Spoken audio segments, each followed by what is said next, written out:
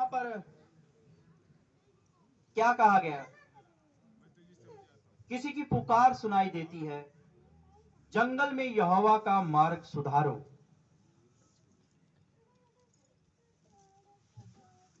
ये शब्द, परमेश्वर के ये शब्द प्रभु यीशु मसीह के इस दुनिया के अंदर आने से 700 साल पहले लिखे गए हैं। ये शब्द प्रभु यीशु मसीह के इस दुनिया में आने से 700 साल पहले ये भविष्यवाणी हुई।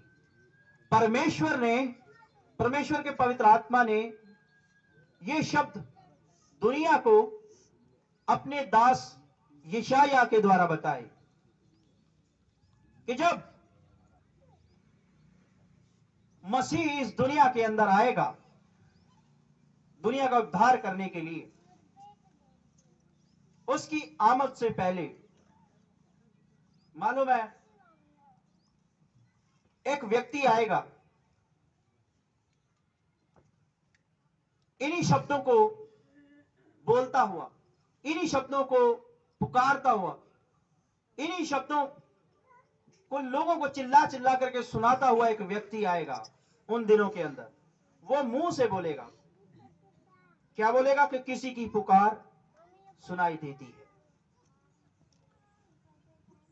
अगर हम मत्ती रचित सुसमाचार पढ़ें, पहला दूसरा अध्याय जो है ना, वो प्रभु के जन्म के बारे में बताएगा, किस तरह से प्रभु यीशु मसीह का जन्म होता है। मत्ती रचित सुसमाचार, तो वहां पर प्रभु यीशु मसीह का जब जन्म हो गया, उसके बाद हम देखते आगे कि यूहन्ना नाम का एक परमेश्वर का भक्त, यूहन्ना नाम का परमेश्वर का एक भक्त कुछ बोलता है।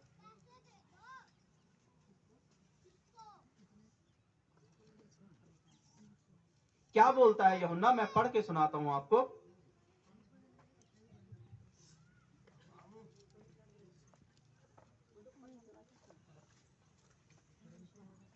मत्ती रचित सुसमाचार, उसका 3रा अध्याय,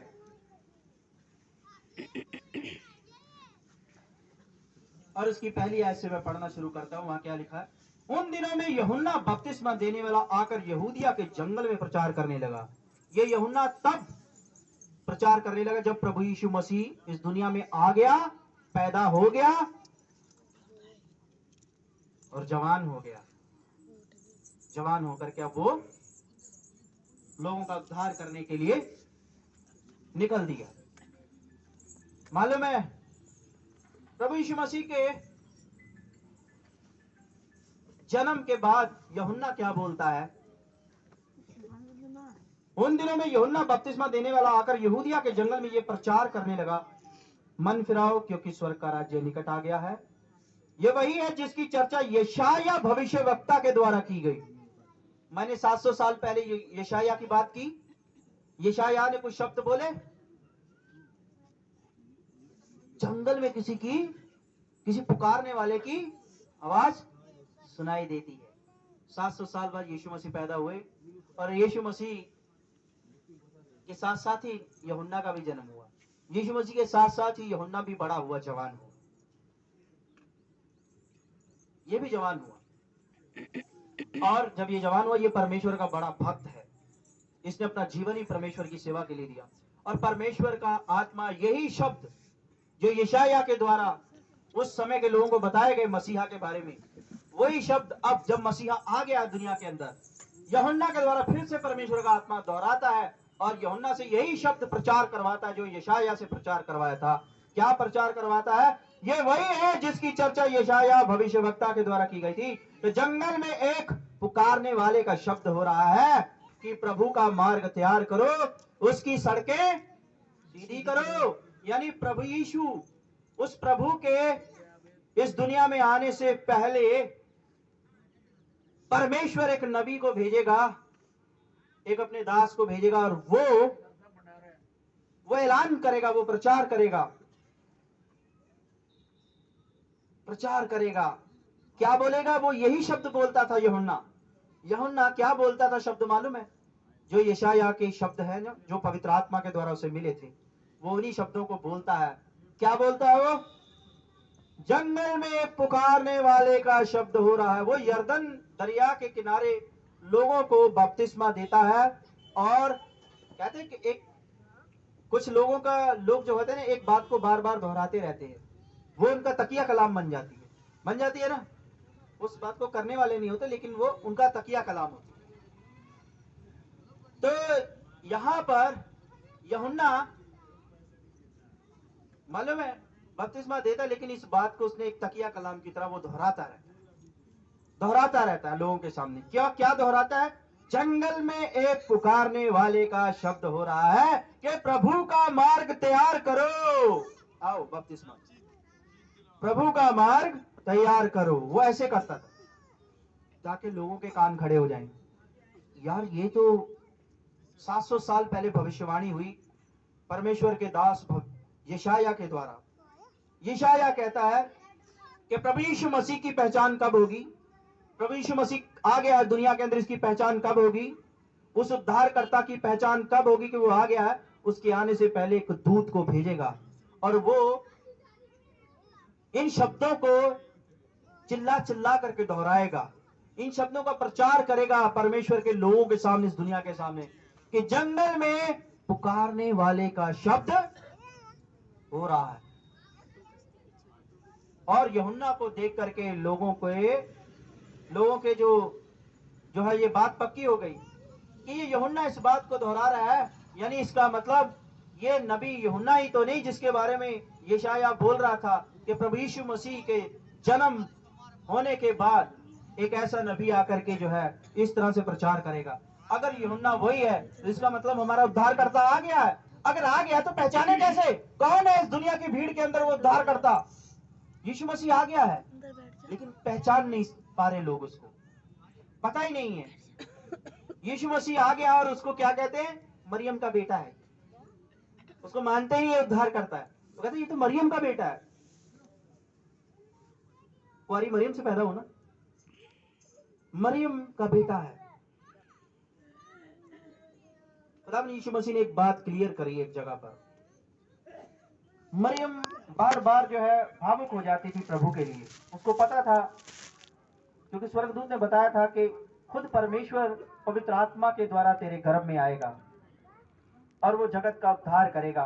तुझ कुंवारी की कोख से वो मनुष्य बन के पैदा होगा और वो उसका मकसद सिर्फ इतना होगा, ना वो ब्याह करेगा ना शादी करेगा, वो अपनी कुर्बानी देगा दुनिया के पापों को मिटाने के लिए, ताकि दुनिया के लोग स्वर्ग में जा सकें। शैतान ने पाप में डाल करके परमेश्वर के बनाए हुए लोगों का स्वर्ग में जाने के लिए दरवाजा बंद कर दिया। वो खोलेगा उस दरवाजे को, बस इतना ही उसका काम है। उसके बाद वो वापस चला जाएगा। वो तेरा प्रभु होगा, उसे बेटा मत मानना। दुनिया के लिए वो तेरा बेटा होगा, लेकिन स्वर्गदूत ने बताया वो तेरा प्रभु होगा। वो हमारा भी प्रभु है, सबका प्रभु है वो। ये प्रभु की योजना है कि उसने तुझे चुना, तेरी कोख को चुन लिया इस दुनिया में इंसान बन के आने के लिए, क्योंकि इंसान की कुर्बानी ही इंसान के पापों को मिटाने के लिए दी जा सकती है। नहीं तो वो ऐसे ही जो है आ जाता और मिटा देता। नहीं, इंसान ने पाप किया, इसलिए एक निष्पाप इंसान के द्वारा ही इंसान की कौम की जो है इंसान आदम जात जो है ना, उसके गुनाहों की कीमत एक इंसान ही चुकाएगा। और वो इंसान निष्पाप होना चाहिए। कोई इंसान निष्पाप नहीं था, इसलिए खुदा को निष्पाप इंसान बन के आना पड़ा और उसके लिए उसको पैदा होना था एक इंसान की तरह। इसलिए उसने एक शुद्ध और कुंवारी कोख, जिसकी शादी नहीं हुई, एक ऐसी स्त्री की कोख को लिया। तो हमारा प्रभु इस दुनिया में आ गया है, उसको कोई पहचान नहीं रहा। मरियम को कहता है कि मरियम, मैं तेरा प्रभु हूं। मरियम जानती है तू हमारा प्रभु है, लेकिन दुनिया क्या कहती है कि तू प्रभु नहीं है, तू मरियम की औलाद है, तू मरियम की औलाद है, यानी उसको पहचान नहीं रही है। अब यूहन्ना आकर के जब बोलता है ये शब्द, जंगल में पुकारने वाले का शब्द हो रहा है, परमेश्वर के लिए मार्ग तैयार करो, उसकी सड़कें सीधी करो। तो भैया इसका मतलब यह है कि मसीह यीशु आ गया इस दुनिया में, लेकिन कैसे पहचाने कौन है वो? कौन है? तो ये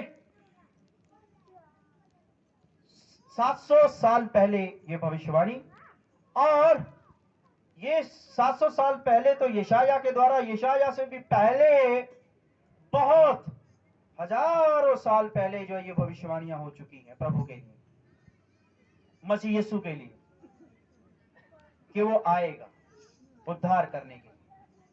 तो यहां पर खुदावन यीशु मसीह जो है उसके बारे में लिखा क्या? जंगल में यहोवा का मार्ग सुधारो, हमारे परमेश्वर के लिए एक राजमार्ग चौरस करो, हर एक तराई भर दी जाए और हर एक पहाड़ और पहाड़ी गिरा दी जाए। अब ये पहाड़ और पहाड़ी गिरा दी जाए, तराई भर दी जाए, बड़ा मोड़ घोड़ है ना इस बात में, और इस सारी बात का एक ही मतलब है जो आखिर के अंदर जो है परमेश्वर का वचन बताता है। क्या? जो टेढ़ा है वो सीधा और जो ऊंचा नीचा वो चौरस किया जाए। प्रभु यीशु मसीह के आने से पहले जो टेढ़ा होगा वो सीधा हो जाए, जो ऊंचा नीचा है वो चौरस हो जाए। समझ रहे आप मेरी बात को? खुदा ने एक बात बोली, दुनिया के लोगों, मैं तुम्हारे उद्धार के लिए एक उद्धारकर्ता भेजूंगा। तुम्हारा खुदा तुम्हारा उद्धारकर्ता बन के आएगा, मसीह यीशु बन के आएगा, तुम्हारा मसीहा बन के आएगा। वो आएगा तो तुम्हारा सबका उद्धार करने के लिए। लेकिन अब ये तुम्हारे हाथ में होगा। क्या तुम चाहते हो उद्धार करवाना? चाहते हो उद्धार करवाना उससे? क्योंकि परमेश्वर ने हमें स्वतंत्रता का जीवन दिया है। वो जबरदस्ती नहीं कोई करता हमारे साथ। वो जबरदस्ती नहीं करता कि तुम मेरे पीछे चलो। वो जबरदस्ती नहीं कहता कि तुम जबरन मेरी आज्ञाओं को मानो, जबरन मेरे प्रार्थना भवन में आओ, जबरन मेरे हुक्मों पर चलो। वो कहता मैंने तुम्हारे सामने आशीष और श्राप दोनों रख दिए। अब ये तुम्हारे हाथ में है कि तुम आशीष को चुनते हो कि श्राप को चुनते हो। मैं तुम्हें मजबूर नहीं करता कि तुम आशीष ही को चुनो, क्योंकि परमेश्वर स्वतंत्रता का परमेश्वर, वो स्वतंत्रता का जीवन दिया उसने हमें। तो अब ये किस लिए कहा गया कि अब ये तुम्हारे हाथ में होगा, जब उद्धार करता आएगा तुम्हारा उद्धार करने के लिए तुम्हारे हाथ में होगा। क्या तुम उद्धार करना चाहते हो? अपना उद्धार चाहते हो उसके कि वो तुम्हारा उद्धार करे? अगर तुम चाहते हो दुनिया के लोग कि वो तुम्हारा उद्धार करे, तो मालूम है तुम्हें अपनी टेढ़ी चाल को सीधा करना पड़ेगा, अपने आप को तैयार करना पड़ेगा उद्धार के लिए। उद्धार के लिए तैयार करना पड़ता है हमको। अगर हम चाहते हैं कि प्रभु यीशु मसीह के अनुग्रह को देखें, उसके उद्धार को देखें, प्रभु यीशु मसीह के पास आए, तो सबसे पहले हमें क्या है? अपने आप को तैयार करना है। पहले तो प्रभु कहता है जैसे हो तुम, मैले कुचैले गंदे मंदे पापी गुनहगार, आ जाओ, मैं तुम पर दया करता हूं, तुम्हें एक नई जिंदगी देता हूं। जब तुम्हें नई जिंदगी देती, अब तुम टेढ़ी चाल मत चलना, सीधी चाल चलना। अब तुम्हारी जिंदगी के अंदर मालूम है तो ये खड्डे ये सब नहीं होने चाहिए। तुम्हारी लाइफ ऊंची नीची नहीं होनी चाहिए, चौरस सीधी जिंदगी, साफ सुथरी जिंदगी जियो। वही लोग उस परमेश्वर के राज्य में प्रवेश करेंगे, वही लोग जिनका जीवन साफ सुथरा, सीधा होगा, चौरस होगा, समतल होगा, ऊंचा नीचा नहीं होगा, टेढ़ा मेढ़ा नहीं होगा। ऊंचा नीचा और टेढ़ा मेढ़ा नहीं होगा। हमारी जिंदगी के अंदर टेढ़ापन नहीं होना चाहिए। प्रभु ने हम पर दया की, हमारे पाप बख्श दिए गए, ठीक है, लेकिन उसके बावजूद भी हमने अपनी चाल नहीं सुधारी, तो हम उसके राज्य में नहीं जाएंगे। कितने भी धर्म के काम कर ले, चाल सुधारनी जरूरी है। पाप बख्शे गए, उद्धार अभी नहीं हुआ है।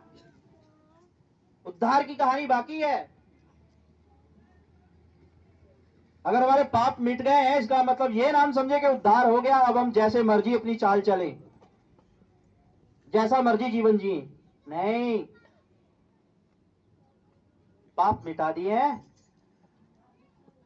उद्धार तभी होगा जब पाप मिटे हुए इस जीवन को हम सीधा करके चलाएंगे, जब तक इस पृथ्वी के ऊपर। बिल्कुल सीधा, चौरस, समतल, कोई टेढ़ा मेढ़ा नहीं, कोई चाल साजियां नहीं, कोई मक्कारी का जीवन नहीं, कोई बेईमानी का जीवन नहीं, कोई धोखाधड़ी चालसाजियों का जीवन नहीं, कोई छल कपट का जीवन नहीं, बिल्कुल सच्चाई और ईमानदारी का जीवन। तब उद्धार तक पहुंचेंगे। तो ये प्रभु का आना हमें याद दिलाता है कि प्रभु आए तो उद्धार करने के लिए, लेकिन हमारा उद्धार तभी होगा जब हम अपने जीवन की चाल को सीधा करेंगे उसके उद्धार में प्रवेश करने के लिए। जब हम अपने आप से ये वायदा करेंगे, आज मैं वायदा करता हूं, मैं वायदा करती हूं, आज के बाद जितनी भी मेरी टेढ़ी चाल थी मैं इससे तौबा करता हूं। प्रभु अब जितनी भी जिंदगी बची है सब तेरे हुक्मों के मुताबिक, तेरी मर्जी के मुताबिक, मेरी चाल, मेरा चलना, मेरा फिरना, मेरा उठना, मेरा बैठना, मेरा बोलना, लोगों से मिलना, सब तेरे वचन के मुताबिक। अब मेरा जीवन ऐसा जीवन होगा, तब उद्धार तक पहुंचेंगे। पाप तो मिट गए, उद्धार तक पहुंचना बाकी है। यह हिजकेल की किताब के अंदर जो है उसके 18वें अध्याय के अंदर एक बड़ी अच्छी बातें लिखी हैं। यह हिजकेल नबी की किताब उसके 18वें अध्याय के अंदर अगर हम पढ़ें, बड़ी अच्छी बातें लिखी हैं कि अगर कोई धर्मी बन जाता है, प्रभु के अनुग्रह से अगर कोई धर्मी बन जाता है। धर्मी कैसे बनते हैं? जब प्रभु का अनुग्रह होता है, प्रभु के द्वारा जो है हमारे पाप मिट जाते हैं, तो एक पापी धर्मी बन जाता है। अब वचन कहता है वहां पर, अगर एक धर्मी ये कहे कि अब तो मैं धर्मी हूं, और धर्मी होने के बावजूद भी वो अधर्मियों के जैसी चाल चलता रहे अपने जीवन के अंदर, तो याद रखे उसके धर्म के काम उसे उद्धार के पास नहीं ले जा सकते। वो जिएगा नहीं, वो मरेगा।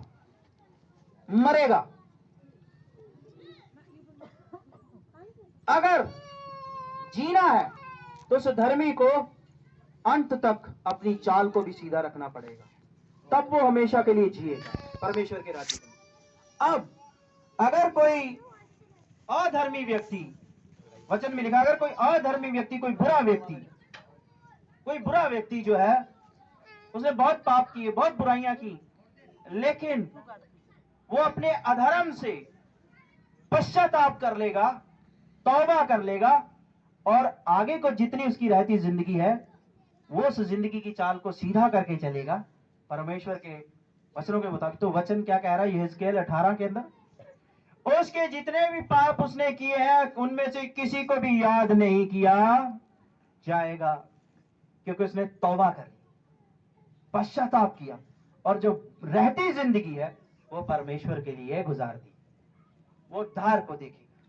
तो इसलिए कोई धर्मी घमंड ना करे कि मेरे गुनाह बख्शे गए हैं, मैं अब प्रभु में हूं, मैं जैसे मर्जी चाल चलता रहूं। पादरी साहब के सामने तो जो बड़े जय मसीह हो रहा है, बड़े धर्म कर्म के काम हो रहे हैं, प्रार्थना भवन में हमने सफाई कर दी है, प्रार्थना भवन के अंदर हम बड़ी सेवा कर रहे हैं, और अंदर से हमारा जीवन हमें ही पता है। हम सोचते हैं कि अरे किसी को क्या पता मेरे सीक्रेट क्या है, कौन सा कोई देख रहा है, लेकिन वो खुदा देखता है, उससे कुछ भी नहीं छुपता। इस चाल को सीधा। तो यहां पर यही कहा कि जब मसीह आएगा तो मालूम है वही लोग उसके उद्धार में प्रवेश करेंगे जो लोग अपनी चाल को सीधा कर लेंगे, जिंदगी की चाल को। ये तराइयां, ये खट्टे, ये टेढ़ापन मालूम है क्या बताता है? ये ऐसी जिंदगी को बताता है जिस जिंदगी के अंदर बहुत सारी बुराइयां हैं, बहुत सारी बुरी बातें। ये खड्डे, ये टेढ़ापन हमारी जिंदगी के बुराइयों को बताता है। तो हम बड़ा दिन मनाते हैं, हर साल मनाते हैं। आज मैं आपके साथ कुछ सच्चाई की बातें करता हूं, वचन के मुताबिक कुछ सच्चाई की बातें करता हूं मैं आपके साथ। हम लोग बड़ा जश्न मना रहे हैं, पूरे हिंदुस्तान में मनाया जा रहा है, पूरी दुनिया में मनाया जा रहा है। आप लोग भी आए हो यहाँ पर, इतनी खुशी खुशी आए हो ना? आए हो कि नहीं आए? बड़े खुशी खुशी आए हैं। प्रभु यीशु मसीह एक बात बोलते हैं, जैसे मैंने तुमसे मोहब्बत रखी वैसे तुम भी एक दूसरे से मोहब्बत रखो। दिस इज माई कमांडमेंट, ये मेरी आज्ञा है। अगर तुम एक दूसरे से मोहब्बत नहीं रखते हो ना, मुझ यीशु में होकर के, मसीह यीशु में होकर के अगर हम एक दूसरे से मोहब्बत नहीं रखते ना, इसका मतलब हमारी चाल टेढ़ी है, सीधी नहीं हुई। अभी जय यीशु करते तो है, अपनी भेंट भी लाते हैं उसके प्रार्थना भवन में, गीत भजन गाते हैं, लेकिन प्यार नहीं करते एक दूसरे से। एक दूसरे को यहां से सलाम जय मसीह की, अंदर से फासले हैं, फर्क रखते एक दूसरे से। इसका मतलब हमारी चाल टेढ़ी है। अगर एक मसीह, एक क्रिश्चियन, एक विश्वासी ऐसा ही जीवन गुजार देगा तो वो उद्धार तक नहीं जाएगा। ये वचन कह रहा है, मैं सच्चाई की बातें बता रहा हूं आपको। तो भूल जाए हम कि वहां जाएंगे, पाप तो माफ हो गए, लेकिन उद्धार की कहानी अभी बाकी है। पापों का मिटना तभी उसकी वैल्यू पड़ेगी जब उद्धार तक पहुंचेंगे। वहां तक ना पहुंचे तो फिर एक दूसरी जगह ही है जाने की, जहां रोना और दांतों का पीसना। दो ही जगह है, शरीर छोड़ने के बाद दो ही जगह है, तीसरा कोई ठिकाना है ही नहीं आत्मा के लिए। कहां जाएगी आत्मा? ना तो पृथ्वी पे ठिकाना होगा, ना स्वर्ग में होगा। वही एक ठिकाना रह जाता है जिसे नर्क बोला जाता है, दूसरा कोई ठिकाना नहीं मेरे अजीजों। इसलिए बड़े दिन को मनाने का मतलब ही यही है, मसीह को ग्रहण करने का मतलब ही यही है। चाल को सीधा कर लो। मसीह कहता है, मेरी एक ही तुम्हारे से डिमांड है, अपनी चाल को सीधा कर लो, तब मैं तुम्हारी जिंदगी में आ जाऊंगा और मैं तुम्हें वहां ले जाऊंगा जहां मैं रहता हूं। उसने कहा ना कि मैं तुम्हें लेने के लिए आऊंगा, जब दुनिया का न्याय करने आऊंगा तो मैं तुम्हें लेने आऊंगा और अपने साथ ले जाऊंगा, जहां मैं रहता हूं वहां तुम भी रहो, वहां लेके जाऊंगा। जब हम अपनी चाल को सीधा करेंगे तब वो न्याय के दिन हमारी जिंदगी में प्रवेश करेगा और हमें वहां ले जाएगा जहां ले जाने का उसने वायदा किया, स्वर्ग राज्य के लिए। तो यहां पर क्या लिखा हुआ है? जो टेढ़ा है वो सीधा और जो ऊंचा नीचा है वो चौरस किया जाए। चौरस करो अपनी जिंदगी को। यह हम में से हर एक की जिम्मेवारी अपने आप के लिए, मेरे लिए जिम्मेवारी, आप में से जितने बैठे हैं आप सबकी, आपके प्रति जिम्मेवारी है। अंग्रेजी में क्या कहते हैं? इंडिविजुअली हमारी जो है ये रिस्पॉन्सिबिलिटी है। हर एक बंदे की जो है इंडिविजुअली जो है एक रिस्पॉन्सिबिलिटी है अपने आप के लिए, एक जिम्मेवारी आप में से हर एक की अपने आप के लिए, अपनी जिंदगी के लिए। ठीक है, बच्चों की जिम्मेवारी तो दूर की बात है, पहले अपने प्रति हम अपनी जिम्मेवारी तो पूरी करें। बच्चों को हम सिखाते रहते हैं, बहू बेटियों को सिखाते रहते हैं, बेटा गलत है ये, बेटा ये नहीं करना, बेटा वो नहीं करना, अच्छा जीवन। वहां तो जिम्मेवारी पूरी कर रहे, लेकिन एक ये दे जो है मेरी दे, इसके प्रति भी मेरे ऊपर एक बोझ डाला है प्रभु ने।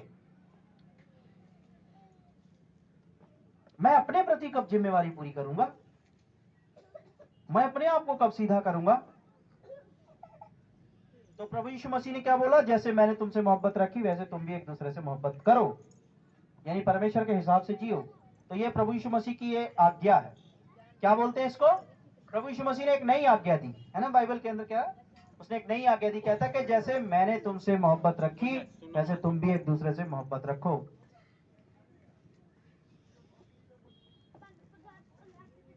कहां है मोहब्बत? है मोहब्बत? पौलुस कहता तुम में फूट है, विश्वासियों तुम में फूट है,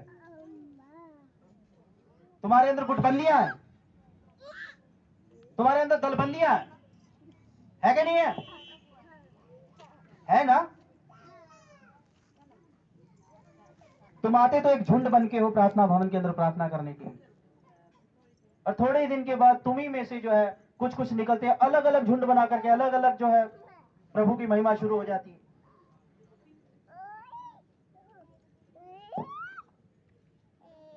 अपने यहां भीड़ बनाने के लिए वहां से खींच खींच के तुम इधर आओ उधर मत जाओ, एक दूसरे को प्रेशराइज करते हैं। प्रेम तो है ही नहीं, प्रेम होता था, अरे नहीं हम सब एक हैं, हम एक झुंड बन के आए थे ना, एक ही झुंड बन के दुआ करेंगे, हम जुदा नहीं होंगे एक दूसरे से, हमारा प्यार है एक दूसरे से, हम एक दूसरे के अंग हैं प्रभु में। हम कैसे एक दूसरे से जुदा हो सकते हैं? हम कैसे कह सकते हैं एक दूसरे से अलग हो जाओ? तो मैं प्रैक्टिकल बात कर रहा हूं, चल रहा है कि नहीं चल रहा? कहां है प्यार? चाल तो टेढ़ी है, चाल टेढ़ी है हमारी।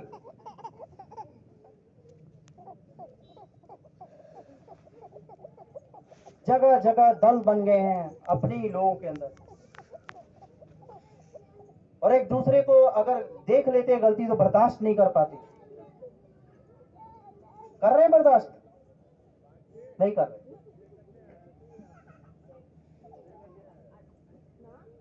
मेरे को किसी ने कहा कि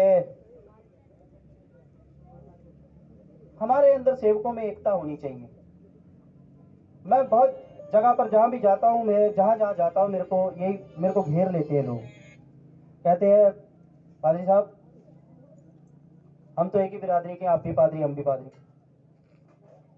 हमारे अंदर यूनिटी होनी चाहिए।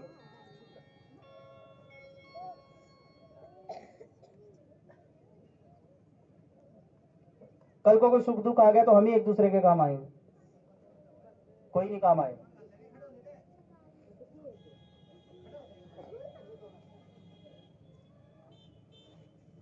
तो इन दलबंदियों की वजह से, इन गुटबंदियों की वजह से जो प्रेम जहां पर है ही नहीं, मैं अकेला रहता हूं।